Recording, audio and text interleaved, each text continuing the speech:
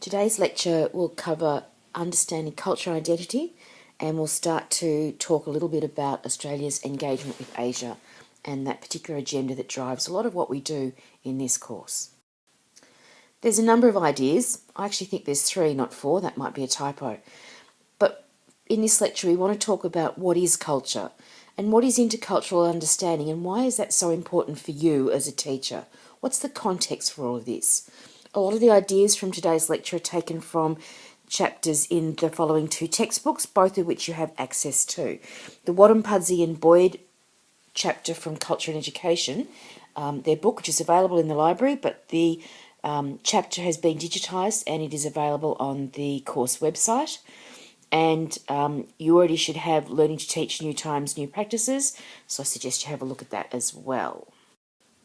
This course is about a number of things, but a big part of it is about culture and how culture shapes both learners and teachers, and in fact how it shapes education, and how education can also shape our culture. Today we really start thinking about the cultural influences on children and introduce ideas about social influences on children. I want to talk about culture in the context of creating an inclusive environment both in our face-to-face classrooms and in our online classroom. Think of this lecture as an important first step in you thinking about yourself as an intercultural teacher, an idea that Richard will revisit in forthcoming lectures. Before we go too much further, I wanted to share with you some of my holiday snaps. Last year I had a fabulous trip to Bali and saw lots of amazing things.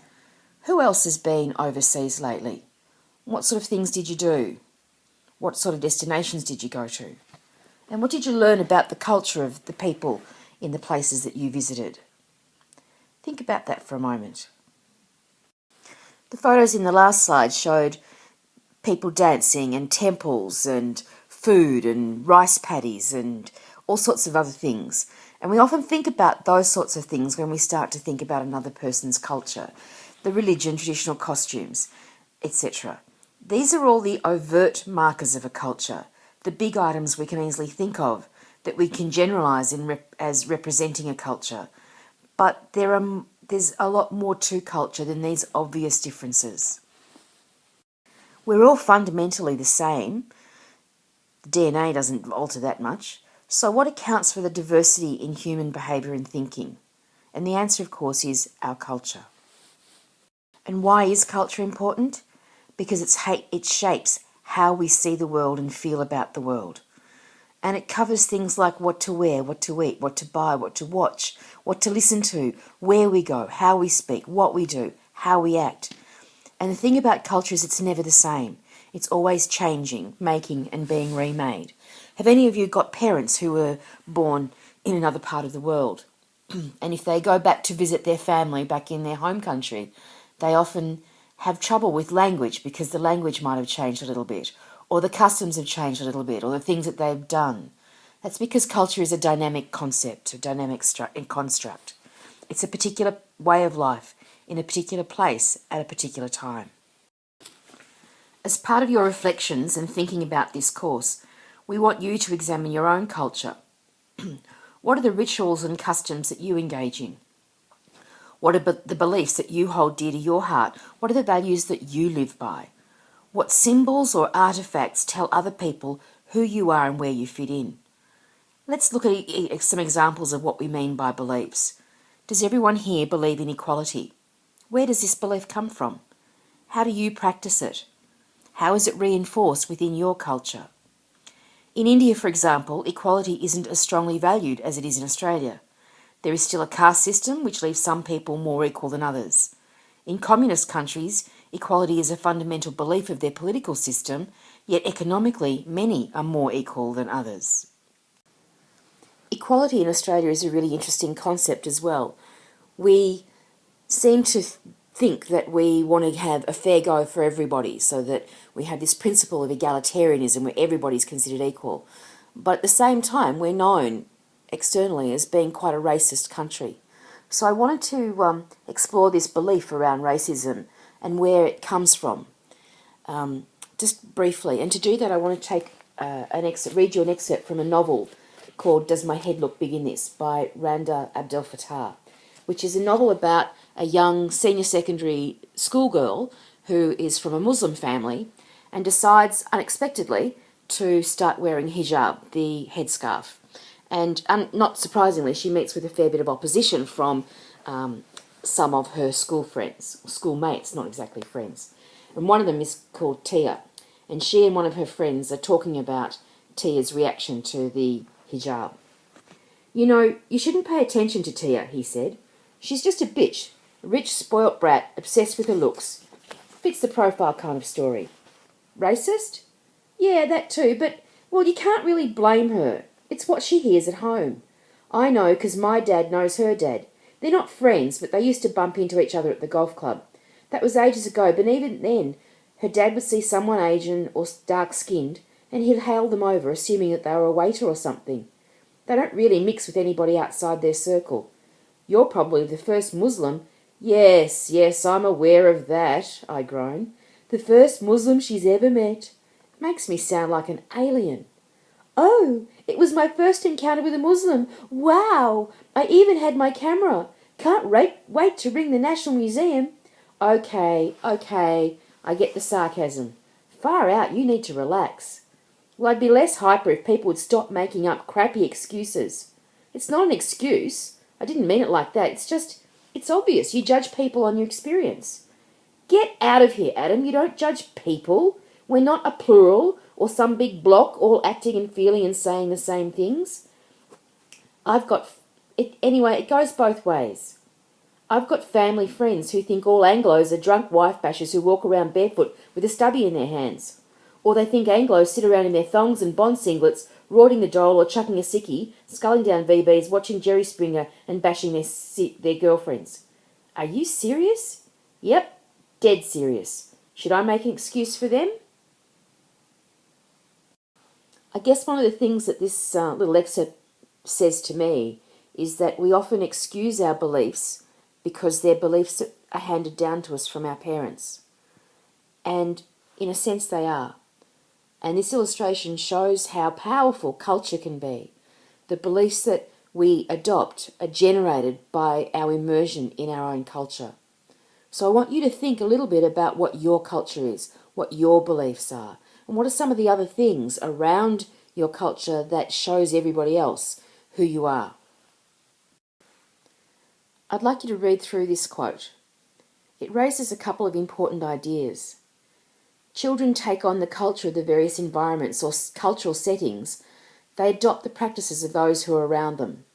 Some people, like Karen Malone, an academic who used to work at RMIT, refers to this as their life world, more specifically their outer life world.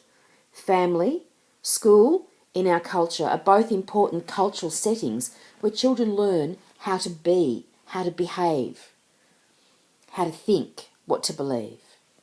As children get older, they may experience a greater variety of cultural settings and draw on a wider range of cultural practices. The footy club, the hockey club, the nightclub, settings where their parents and school have far less influence.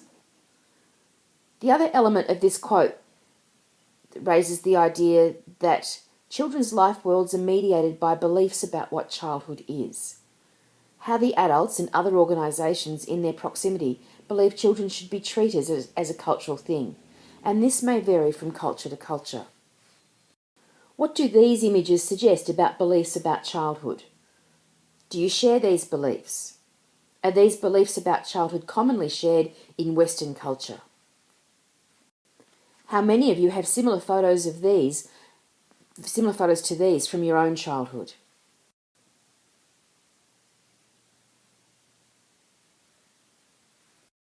So what about the beliefs about childhood in these photos? What sort of things can you see children being asked to do? Some are working to contribute to the family income.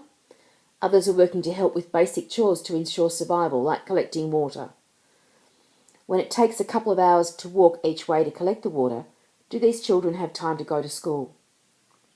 The children that you will be interacting with in eTutor and in your placement classrooms are not necessarily from these countries or from these particular socioeconomic backgrounds.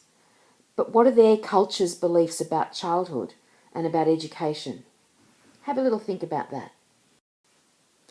Culture is really important because it gives us a sense of identity. It helps us establish who we are, where we fit, where we belong, and where we feel safe. I want to do another reading from Does My Head Look Big in? Does My Head Look Big in This? The novel I referred to earlier.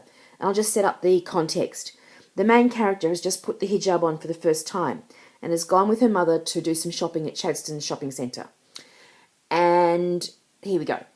While I'm walking through the food court, I pass 3 women who are all wearing the hijab. They're huddled around a table talking and eating ice cream. One of them catches my eye and smiles. She greets me with the universal Islamic greeting, peace be upon you. I reply back, smiling at her. The other 2 girls also greet me and I reply, and they all smile warmly at me. They go back to their conversation and I walk off with a big grin, because it is now that I think I begin to understand that there's more to this hijab than the whole modesty thing. These girls are strangers to me, but I know that we all felt an amazing connection, a sense that this cloth binds us in some sort of universal sisterhood. I lie in bed that night and replay the scene over and over in my head, and it puts a smile on my face every time. I'm experiencing a new identity, a new expression of who I am on the inside, but I know that I'm not alone. I'm not breaking new ground. I'm sharing something with millions of other women around the world, and it feels so exciting. I know some people might find it hard to believe, but walking around Chadstone tonight, I'd never felt so free and sure of who I am. What this tells me, or what this illustrates, is that it's really important to feel that sense of belonging. And our culture and adopting the ways of our culture help us feel that sense of belonging. And this translates to a classroom as well, whether that classroom is a face-to-face classroom or an online classroom. It's about the culture. It's about fitting into how things work around here. And that way feeling safe and feeling that sense of belonging and being included in that environment. Often when we meet a new culture for the first time, we make some really big cultural boo-boos. Gestures are often something that get us into trouble in different countries. In some countries, pointing is really rude. In India, many people shake their heads when they're saying yes, whereas here we shake our heads to say no. In some Southeast Asian countries, spitting is a common and acceptable habit, but not here. If I said to you I was feeling a bit crook, who knows what I'm talking about? My brother-in-law said that when he was working in America, and they thought that he was admitting to some burglary incident or something. In some countries, you can't enter temples if you're menstruating, you can't enter temples if your shoulders are uncovered, and you can't teach in an Islamic school if your elbows are uncovered. In some countries, belching loudly after a meal is seen as a compliment, whereas in my mother's dining room, you'd be severely admonished if you belched.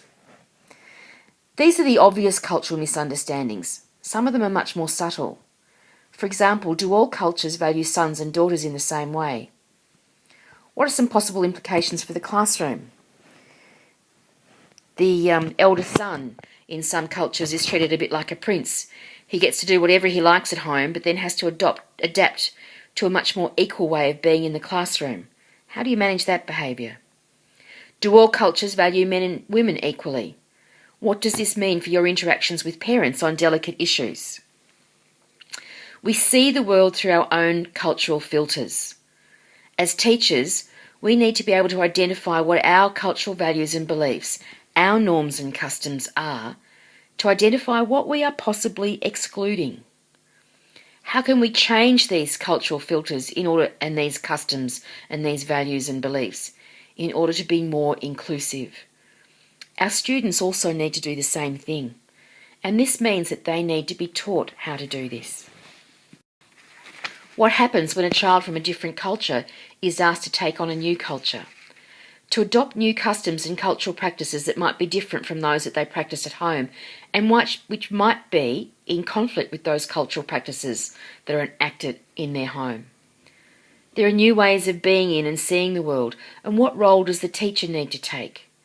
Being an intercultural teacher is so very important. But the notions of what this means will be discussed in greater detail in a future lecture.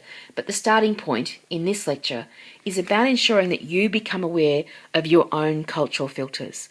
What do you take for granted and accept because you can't see them, because you are immersed in your culture every day? A little bit like Joe Vagona's fish in the water. You need to see what you can't see. So far, our discussion has focused on how we might be different and how our culture plays a significant role in what those differences are. But at the fundamental level, are we all that different? Take a look at these photos here. More of my holiday snaps from my trip to Bali. What do you see? Now what do you see?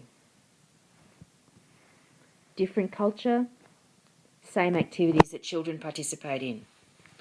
Same, but a little bit different. How have these similarities come about?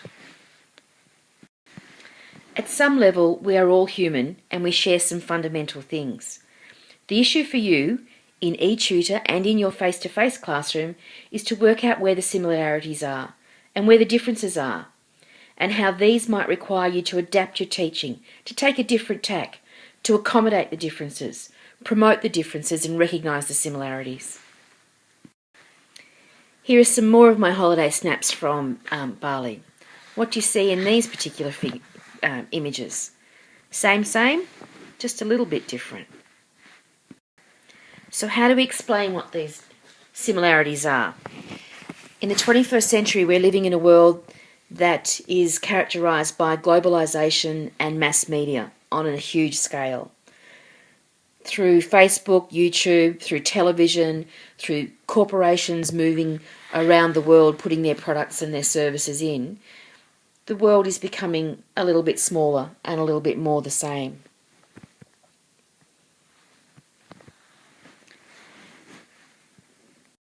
Read through the quote. So far in this lecture, I've talked about two fairly important things. One is trying to help you define what culture is, so that you understand what we're talking about. And the second one is to talk about your role as a teacher in understanding your own culture, so that you're aware of the cultural filters that you apply in your teaching, but also the need for you to understand the culture of the children you are teaching, so that you can help them feel as though they belong and are included in your classroom. But there's another aspect to culture that as teachers we need to think about as well, and that is how we explicitly teach our children about cultures, about their own culture and other cultures. And the context for this is really clear in curriculum frameworks that guide us as teachers and in the professional standards for teachers. Richard will look at the teaching standards in more detail in later lectures. The following words are taken from the Australian curriculum and the idea of intercultural understanding. So I want you to read through. These are what you're expected to provide for your children in your classroom.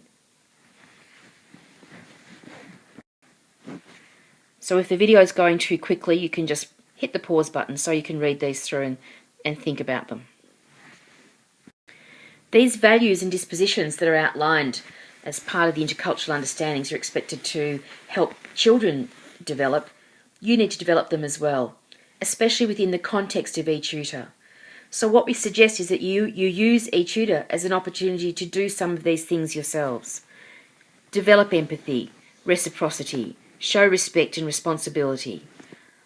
Offer opportunities for the children in eTutor to consider their own beliefs and attitudes in a new light. But do that yourself as well. So, what have we covered in this lecture? Here's the summary. We can't understand another person without recognising the cultural dimensions to their lives. So we need to know our students, and part of knowing our students is knowing their culture. We need to know ourselves so that our own cultural filters don't constrain us and don't lead to our children in our classrooms feeling excluded.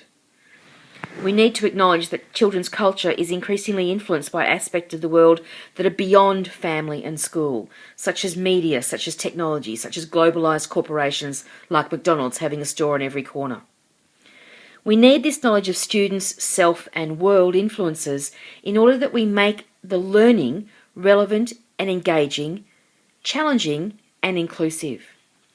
And we also need to explicitly teach our students about intercultural understandings. And in order to do that, we need to model this ourselves as teachers. So eTutor provides you with a really powerful platform in which to experiment and develop these sorts of skills and see what happens. Examine your own cultural filters. Understand and get to know the children that you're talking with. Get that cultural dimension to their lives. And create engaging and relevant and inclusive, culturally inclusive learning experiences for them. Have fun.